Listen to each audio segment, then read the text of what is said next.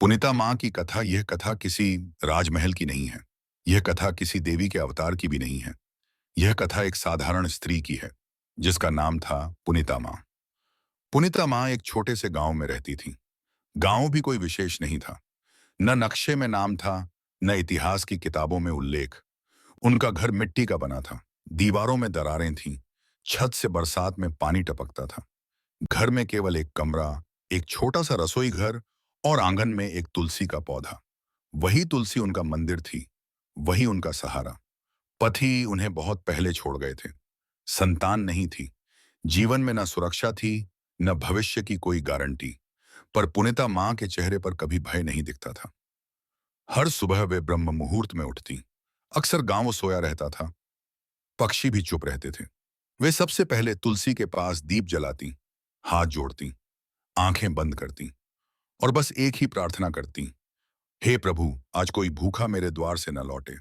अगर आज किसी को भूख मिले तो वह मुझे मिले। यह प्रार्थना कोई दिखावे के लिए नहीं थी। यह उनके जीवन का नियम था। उनका दिन बहुत साधारण होता था। कभी किसी के घर बर्तन मांजने का काम मिल जाता, कभी कोई खेत से थोड़ा अनाज दे देता, कभी कुछ भी नहीं मिलता। लेकिन उन्होंने कभी शिकायत नहीं की। गांव वाले उन्हें अक्सर मूर्ख समझते थे।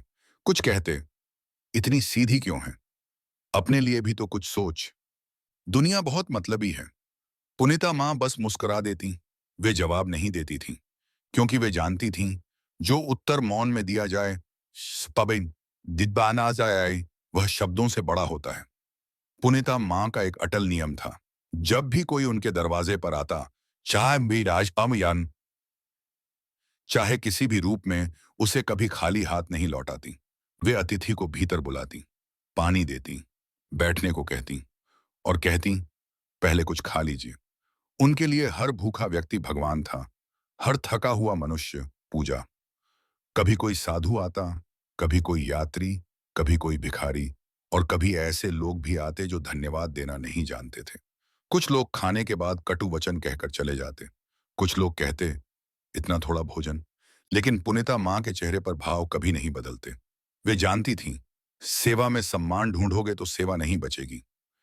फिर एक समय ऐसा आया जब गांव में अकाल पड़ा। अनाज महंगा हो गया। लोगों ने अपने दरवाजे बंद कर लिए। भूख बढ़ने लगी, डर बढ़ने लगा। लेकिन पुनीता माँ का दरवाजा आज भी खुला था। गांव वालों ने कहा, अब बंद कर दो, तुम खुद भूखी मर जाओगी। पुनीता माँ ने शांति से उत्तर दिया, अगर दरवाजा बंद कर दिया तो मेरे भीतर का मंदिर भी बंद हो जाएगा। एक शाम की बात है। सूरज ढल चुका था। घर में बस थोड़ी सी खिचड़ी बनी थी। वही पूरे दिन का भोजन था।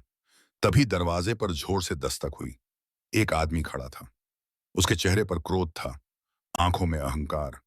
उसने अंदर आते ही कहा, खाना दो, अभी। कोई निवेदन नहीं, कोई शिष्टता नहीं। पुनीता माँ ने उसे देखा और बिना कोई प्रश्न किए उसे बैठाया।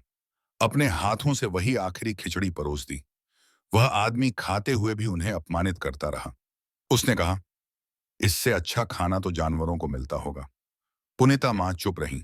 जब वह उठकर चला गया, सोया गया, घर पूरी तरह खाली था।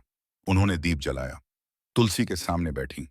भूख थी, शरीर कांप रहा था। मन ने प्रश्न किया, क्या यही धर्म है? फिर उन्होंने आंख बंद की और कहा, यदि सेवा में कष्ट न हो तो वह वैम बसन हो तो वह सेवा नहीं। उस रात उन्होंने भूखे पेट सोने की कोशिश की। रात्रि के तीसरे प्रहर उन्हें स्वप्न आया। अद्भुत प्रकाश, शांत निर्मल। उसी प्रकाश से भगवान प्रकट हुए। भगवान बोले, पुनीता, आज तुमने मुझे भोजन कराया। पुनीता माँ कांप उठी। प्रभु, मैंने तो एक कठोर व्यक्ति को भोजन दिया था। भगवान मुस्कुराए, मैं उसकी भूख में था, मैं तुम्हारे मौन में था, मैं उस कष्ट में था जिसे तुमने बिना शिकायत सहा। भगवान बोले, जो बिना भेदभाव के सेवा करता है, आहु कहा है मैं, वही मुझे प्राप्त करता है। भूख शरीर को कष्ट देती है, पर अहंकार आत्मा को मारता है। तुमने अहंकार नहीं पाला। प्रकाश धीरे धीरे विलीन हो गया। सुबह जब पुनीता माँ की आंख खुली, घर वही था, जीवन वही था, लेकिन भीतर कुछ बदल चुका था। वे पहले से भी शांत थीं, पहले से भी स्थिर। उन्होंने कभी किसी को यह सपना नहीं बताया, कभी कथा नहीं सुनाई, पर जो भी उनके पास बैठता वह हल्का महसूस करता। वर्ष बीतते गए, लोग आते रहे, पुनीता मां सेवा करती रहीं। अंत समय में उन्होंने बस इतना कहा, यदि फिर जन्म मिला तो सेवा करते हुए मिले। कथा की अंतिम सीख धीमे स्वर में समाप्त करें। सच्ची भक्ति दिखती नहीं, वह चुपचाप जी जाती है। ईश्वर मंदिरों में नहीं, मनुष्यों में छिपे होते हैं। जो बिना अपेक्षा देता है, कुबाते देते से देर ना ही देता है, वही वास्तव में पा लेता है।